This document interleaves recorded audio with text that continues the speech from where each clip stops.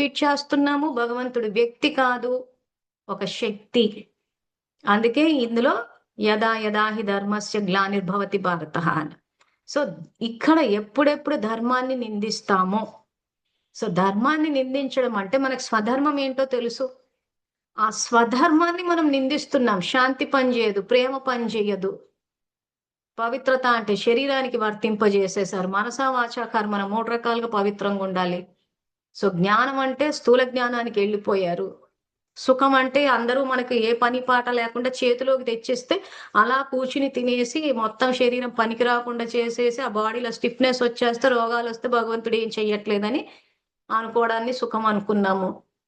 ఆనందము అని అంటే మమ్మల్ని ఎవరు ఆనంద పెట్టట్లేదు అనుకుంటున్నాం. శక్తి అంటే ఇంకా అసలు పూర్తిగా అసలు సంకల్ప శక్తి అయితే ఎటో పోయింది, పని చెయ్యదు అంటున్నారు అసలు.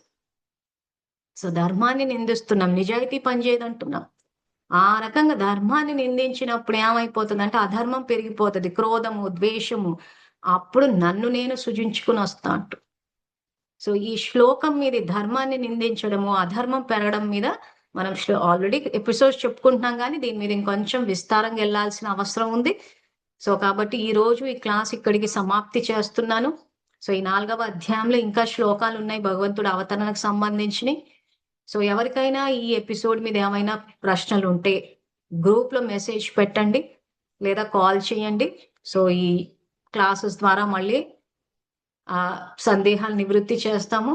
సో అంతవరకు మీరు కూడా పరమాత్మ టీంలో వచ్చి ధర్మస్థాపనలో భాగస్వామ్యం తీసుకుని ఈ అద్భుతమైన ఈ సంధి యుగము, సంగమ యుగం అని ఏదైతే నిన్న మనము భవిష్యమాలికలో చూసామో, ఈ యుగం యొక్క అద్భుతాన్ని మీరందరూ అనుభవం చెయ్యాలన్న శుభకామనతోటి ఈరోజు క్లాసు సమాప్తి చేస్తున్నాను.